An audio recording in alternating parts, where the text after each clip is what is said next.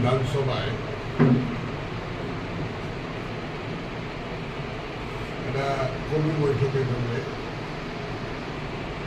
এসেছি। তো সকাল থেকে একটু আগ্রহ ছিল, কিছু লোকের আগ্রহ ছিল, গ্রামের কোন মন্দির আছে ওখানে প্রণাম করবে,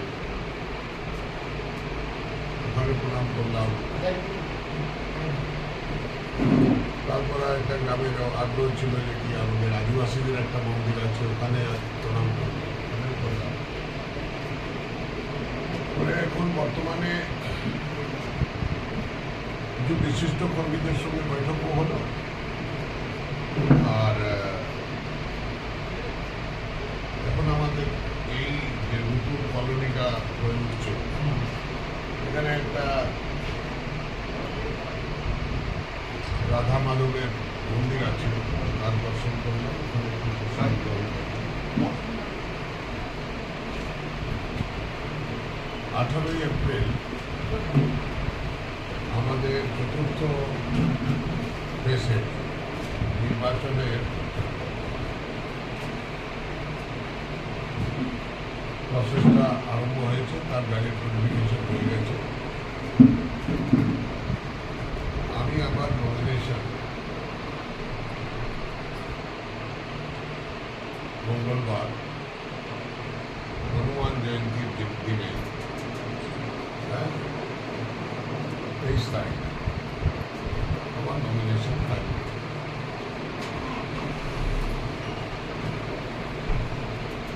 আর তাতে আমার 7টা বিধানসভা আছে। বিধানসভায় কর্মী সম্মেলন করতে যাচ্ছি। মিডিয়া বলছে কর্মী সম্মেলনে ধাক্কা দিচ্ছে লোক, এখন লোককে মুখোমুখি হচ্ছে, কিন্তু আমি এটাকে স্পোর্টসম্যান স্পিরিটে নিই। আর আমি বলি যে কি এটা প্রতিস্পর্ধার লড়াই শুরু হয়েছে। প্রার্থীকে নিয়ে আমি প্রোগ্রাম করবো, আমি প্রোগ্রাম সময় কম, প্রার্থীকে দিয়ে 10টা প্রোগ্রাম আলাদা আলাদা করা যায় না। সবাই চায় যে প্রার্থীকে নিয়ে ঘুরি ও প্রার্থীকে নিয়ে প্রোগ্রামটা।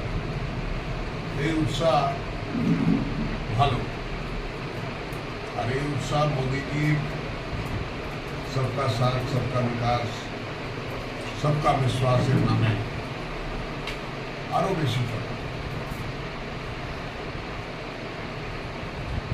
जहां जाता हूं हर एक आदमी कहता है कि भाई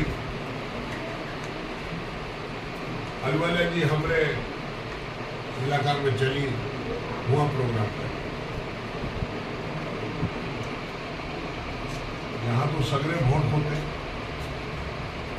1901 पोलिंग स्टेशन है। मेरी पिछली लोकसभा जो थी वहाँ 2038 पोलिंग बूथ थे। 1901 ये इलाका मेरा देखा भला हुआ है। मेरा जन्म इस इलाके में हुआ है। मेरी पैदाइश जेके नगर की है। जेके नगर के एक साधारण से, आप लोग शायद वर्तमान युग में जिंदा हैं, आप लोगों को पता नहीं होगा कि कोयला खदान में पहले कामिन नौकरी करती थी। कामिन उसको कहते थे जो वुमेन लोडर हुआ करती थी। घुड़ी पर टोकरी में कोयला उठाकर ट्रक लोड करना या वैगन का लोड करना। उस टाइम जेसीबी वगैरह मशीनें नहीं थी, जो कि वैगन लोड हो जाता है या एलिवेटर के माध्यम से हो जाता है, वो पहले नहीं था इस सिस्टम से। जो महिला मजदूर औरतें होती थी वही ये काम किया करती थी। और उसमें ज़्यादातर संथाल में माझी और जिनको में जैन बोलते हैं, और बावरी, बांगी, और हमारे बिहार के नोनिया, पासवान हैं, ये सब लोग महिलाएं काम करते हैं। उनके बच्चों के वेलफेयर के लिए ब्रिटिश टाइम से क्या है कि कोयला खदान तो उन्हीं के टाइम से चल रहा है। उनके बच्चों के वेलफेयर के लिए एक स्कूल हुआ करता था जिसका नाम होता था ग्रामीण कल्याण कुटीर। अभी तो सुप्रीम कोर्ट की राय पर मिड डे मील दिया जाता है, किंतु उस वक्त भी उस स्कूल में दूध और केला दिया जाता था बच्चों को। दूध विदेश से आता था, दूध का पाउडर दूध आता था, उसको गर्म पानी में मिलाकर शिक्षक लोग और शिक्षिका लोग जो थे बना देते थे दूध और साथ में केला देते थे बच्चों को। मैं उस स्कूल का पढ़ा हुआ, मेरी प्राथमिक शिक्षा ग्रामीण कल्याण कुटीर से हुई। उसके बाद जेके नगर बेसिक स्कूल से, और उसके बाद मेरी शिक्षा जो है जवाहरमल जलान हाई स्कूल आसनसोल से हुई। और उसके तत्पश्चात मैं बीसी कॉलेज आसनसोल से बीएससी पास किया। पास करने के बाद मैं वकालत पढ़ने के लिए कलकत्ता विश्वविद्यालय गया। ग्रामीण कल्याण कुटीर से कलकत्ता यूनिवर्सिटी तक की पढ़ाई यहीं पर रह के मैंने की। और उसके बाद कारखाना बंद हो गया, लॉकआउट हो गया, क्योंकि यूनियनबाजी बहुत ज़्यादा थी और उस टाइम लाल संतरास बहुत था। तो कारखाना बंद होने के कारण हमारे पिताजी जो वहाँ नौकरी करते थे, रोजगार की तलाश में यहाँ से निकले और फिर बिहार चले गए बेगूसराय। और बेगूसराय में अपना उन्होंने एक स्मॉल स्केल इंडस्ट्री लगाया। बिहार से मैं 1986 में 78 में हम लोग गए थे यहाँ से। 1986 में मैं बिहार से राज्यसभा का सांसद बना, 86 में बना, फिर 93 में बना, 1998 तक मैं कांग्रेस का सांसद था। और उसके बाद मैं चूँकि अटल जी के, अडवाणी जी के और मुरली मनोहर जोशी जी के संपर्क में था,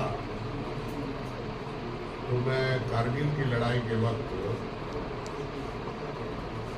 भारतीय जनता पार्टी में प्रवेश कर गया। और फिर मैं 2000 में राज्यसभा का सांसद बिहार से चुना गया निर्विरोध।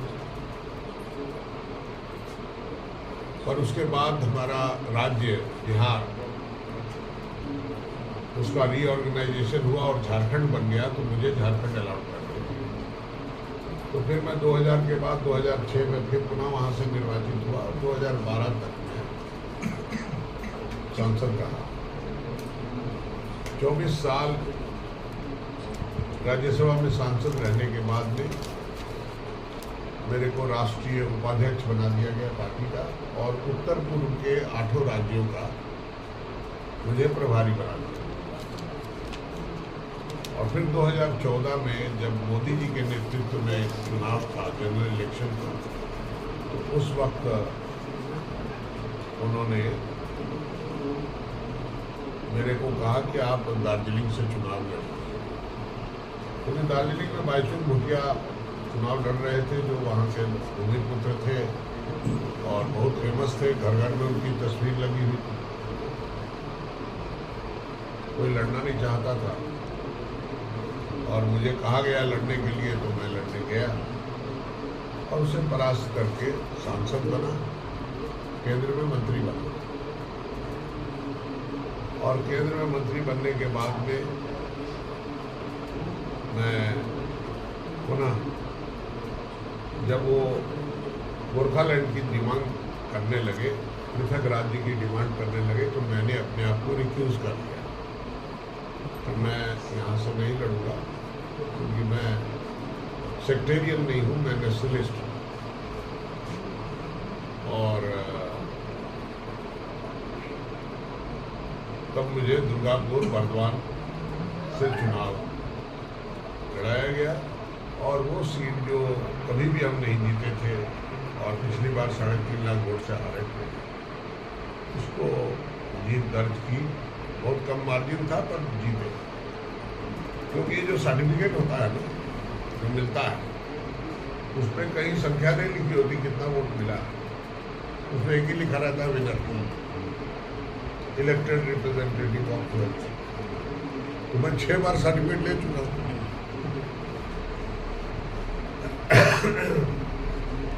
तो इसलिए बहुत महत्व उन चीज़ों का नहीं होता। अब मुझे कहा गया है कि चूँकि आप जहाँ पैदा हुए जिस इलाके में, वहाँ से चुनाव पार्टी ने, विचार परिवार ने और नेतृत्व ने सब ने मिलकर ये फैसला किया और अंततः मुझे आप लोगों के बीच आना पड़ा। तो मैं कहता हूँ कि भाई नाभि जो है, आदमी जब बच्चा पैदा होता है तो उसकी नाभि की नाड़ जो काटी जाती है, माँ से जो संपर्क सूत्र होता है उसको काटा जाता है, तो कुछ महीनों के बाद वो सूख जाती है। तो उसको जब निकल जाती है तो उसको ज़मीन में गाड़ देते हैं। तो मेरी नाभि जेके नगर में गड़ी हुई है, वही खींच रही है हमको और ले आई। मैं बंगाली हर क्षेत्र की बोलता हूँ, जैसे जो लोग बंगला बोलते हैं, पूर्व बंगाल के लोग, वैसी भाषा भी जानता हूँ, वो डायलेक्ट भी जानता हूँ। और जो बीरभूम में, बांकुड़ा में, पूर्णिया में बोली जाती है या बर्धमान में बोली जाती है वो भी बोलता हूँ। उसी तरह मैं बिहार और यूपी की सारे डायलेक्ट बोलता हूँ, जैसे भोजपुरी है, मैथिली है, मगही है, अंगिका है, मुंगेरिया है, सारी भाषाएं बोलता हूँ। और पंजाबी तो हमारी मातृभाषा है। पर बंगाल में रहकर, बंगाल में पैदा हुआ, बंगाल में बड़ा हुआ, बंगाल में पढ़ाई लिखाई की, तो मैं सपने देखता हूँ बंगाली में, सोचता हूँ बंगाली में, अपनी कल्पनाएं बनाता हूँ बंगाली में। मैं अगर उसको बंगाली में कहूँ तो আমি শিখাছি, আমার মাতৃভাষা পাঞ্জাবি আছে, কিন্তু আমি স্বপ্ন দেখি বাংলায়। আমি আমার কল্পনা, ইচ্ছা, আকাঙ্ক্ষা জাগৃত করি বাংলায়। আর যেখানে যে ভাষায় বলতে হয় তার অনুবাদ করে সেই কথাটা আমি মানুষের কাছে সামনে রাখি। আমার লাইফের একটাই মটো আছে, মানুষ আপন টাকা পর, যত পারিস মানুষ। मनुष्य की सेवा करना ही तुम्हारा धर्म है। रुपया पराया है, रुपया साथ जाएगा नहीं। जो तुमने सेवा की है, तुम्हारे गुण हैं, तुम्हारे अच्छे कर्म हैं, वो तुम्हारे साथ जाएगा। तो मैं ऐसे बहुत सारे लोगों को सहायता पहुंचाता हूं जिनको कभी मैं मिला नहीं। आपको पता है कि हमारे पश्चिम बंगाल में चूँकि पानी में आर्सेनिक की मात्रा बहुत ज़्यादा है और जिसके कारण यहाँ लोगों को कैंसर और किडनी के रोग बहुत ज़्यादा हैं, और ये महंगी दवाएं हैं। दुर्भाग्य से क्या है कि पश्चिम बंगाल में जो स्वास्थ्य साथी कार्ड है वो सिर्फ बंगाल में ही उसके लिए उस कार्ड के माध्यम से ट्रीटमेंट हो सकता है। अगर खुदा न खास्ता किसी पेशेंट को, बंगाल का जो नागरिक है, उसको तमिलनाडु जाना पड़े या कर्नाटका जाना पड़े या मुंबई जाना पड़े या बिहार जाना पड़े अपना इलाज के, तो वहाँ स्वास्थ्य साथी नहीं चलता है। वहाँ आयुष्मान कार्ड चलता है सब जगह, क्योंकि ये नहीं चलता है। तब क्या होता है कि ये लोग इतने दबाव में आ जाते हैं कि इनको अपनी ज़मीन, गहने और अपने जानवर, खेत के जानवर, खेत की ज़मीन सब बेचनी पड़ जाती है प्राण की रक्षा के लिए, ट्रीटमेंट। और जैसे कैंसर का पेशेंट है या हार्ट का पेशेंट है, इन लोगों की ट्रीटमेंट के बाद पोस्ट ट्रीटमेंट जो मेडिसिन खानी होती है वो बहुत महंगी है, और वो भी भारत सरकार की तरफ से उपलब्ध होती है बहुत सारे राज्यों में, पर बंगाल उसका शरीक नहीं होना चाहता, और अगर शरीक भी होता होगा तो वो दवाइयाँ इन गरीबों को नहीं मिलती।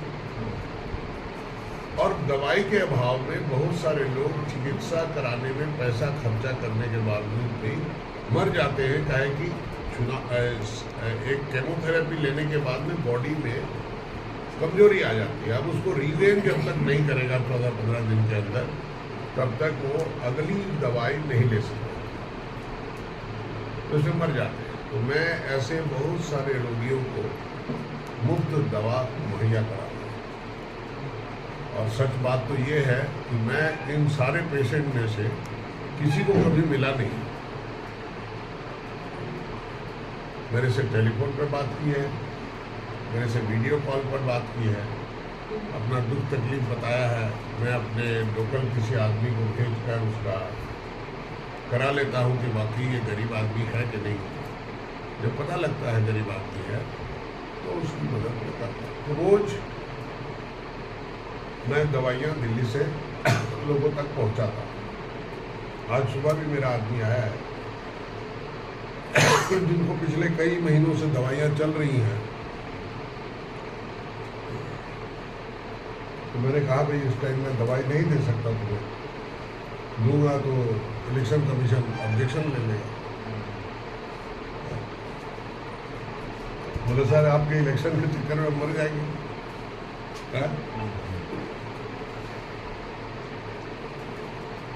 तो ऐसी बहुत सारी असुविधाएं लोगों को रहती है, पर हमारा काम है मानव सेवा करना चाहिए। मेरे को यही कहना है। आपको कोई सवाल हो तो?